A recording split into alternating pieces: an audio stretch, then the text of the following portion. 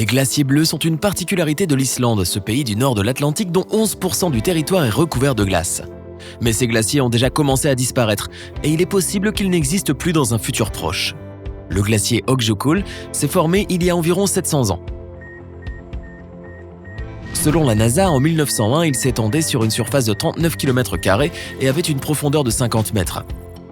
Il occupe désormais moins d'1 km² et ne mesure plus que 15 mètres de profondeur. Il a fallu un siècle pour que cet immense glacier se transforme en un petit morceau de glace. En 2014, il a cessé de bouger et a été officiellement considéré comme éteint. L'Öksjökull a perdu son suffixe jökull, qui signifie glacier en islandais, et les locaux ont commencé à l'appeler Ök, d'après le nom du volcan sur lequel il se situe.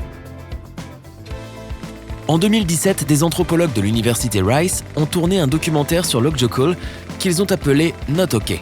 Et le 18 août de cette même année, ils ont décidé d'organiser une cérémonie symbolique d'adieu au sommet du volcan pour honorer le géant fondu.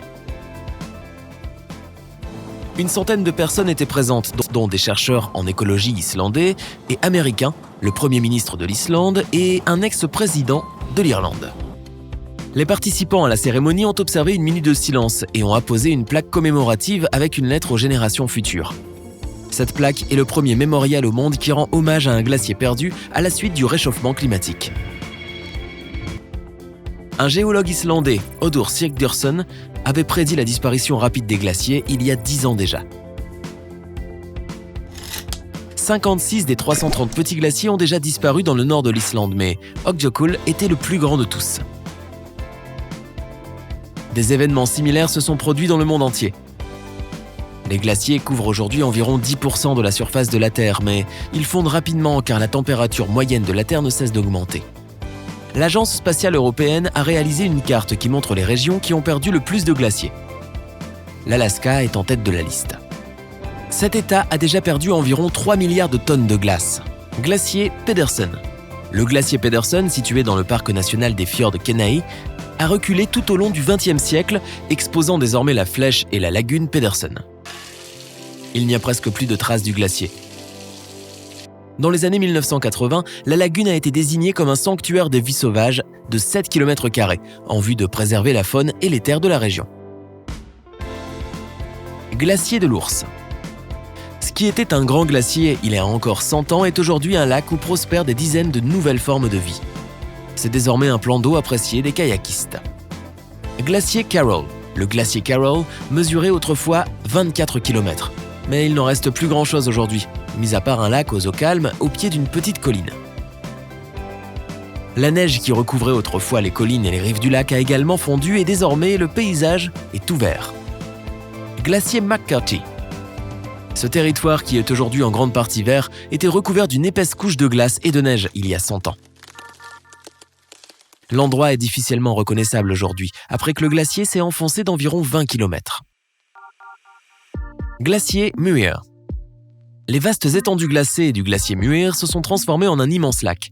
Il n'y avait pas de plantes ici à cause des basses températures, mais après la fonte du glacier, la vallée a fleuri et s'est remplie d'eau de mer, donnant naissance au Muir Inlet.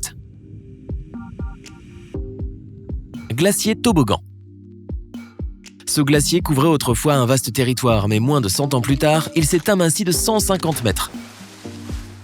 Si le paysage était gris et terne auparavant, les broussailles couvrent désormais les pentes des collines depuis l'an 2000. Au cours du siècle dernier, le paysage de l'Alaska a changé au-delà de ce que l'on aurait pu imaginer, et il continue de se transformer chaque jour.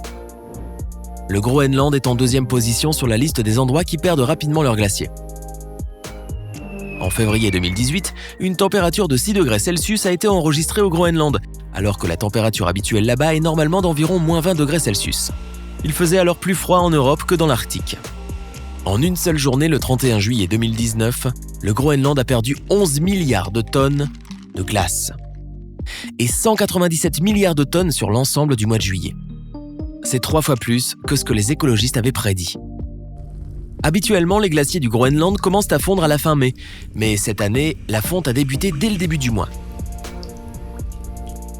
Les scientifiques affirment que dans certaines régions, la température a atteint 0 degré Celsius, ce qui est exceptionnel pour ce climat. Et la quantité d'eau qui s'est écoulée dans l'océan à cause de la fonte des glaces a fait augmenter son niveau de presque 6 mm en un mois. L'Inland Sea du Groenland est le deuxième plus grand du monde après celui de l'Antarctique. Ces deux masses de glace contiennent suffisamment d'eau gelée pour élever le niveau global de l'océan de 65 mètres si elles venaient à fondre. L'une des raisons de ces changements extrêmes est une vague de chaleur anormale en Europe qui s'est étendue jusqu'à l'Arctique. Nous avons connu en 2019 l'été le plus chaud de l'histoire de l'observation météorologique, atteignant une température de plus de 40 degrés Celsius en France, en Belgique, en Allemagne, aux Pays-Bas et dans d'autres pays. Avec le temps, cela pourrait conduire à la plus grande fonte des glaces du Groenland depuis le début des observations scientifiques. En troisième position sur la liste des régions où la fonte est la plus rapide, les Andes méridionales ont perdu 1,2 trillion de tonnes de glace en un demi-siècle. Le glacier Coricalis, au Pérou, l'un des rares glaciers tropicaux, fond depuis 33 ans et continue de disparaître à un rythme alarmant. Il a déjà reculé d'1 kilomètre. Les scientifiques ont trouvé des plantes qui fleurissaient dans cette région avant la formation du glacier il y a environ 6300 ans. Ils l'observent désormais de près car une fonte plus intense pourrait provoquer des inondations. Le Pérou a perdu environ 1/5 de tous ses glaciers au cours des 30 dernières années. En 2009, la Bolivie a dû fermer la station de ski de Chacaltaya. Située entre 4700 et 5400 mètres d'altitude, c'était la station de ski la plus haute du monde. Le glacier Chacaltaya s'est formé il y a 18 000 ans et la station a été construite en 1939. Mais la hausse des températures entraîne la fonte rapide de la glace et au début du XXIe siècle, le glacier avait déjà perdu 80% de sa taille. En 2009, il a totalement disparu. En 2005, un manteau neigeux au sommet du Kilimandjaro en Tanzanie a fondu pour la première fois en 11 000 ans. L'altitude de cette montagne est de 5 900 mètres et il n'a jamais fait aussi doux au sommet. Au cours de l'été 2019, les alpinistes ont trouvé un lac dans les Alpes à 3 400 mètres d'altitude. Auparavant, l'eau gelait à cette altitude, mais désormais, il y fait assez doux pour qu'un lac apparaisse dans la glace.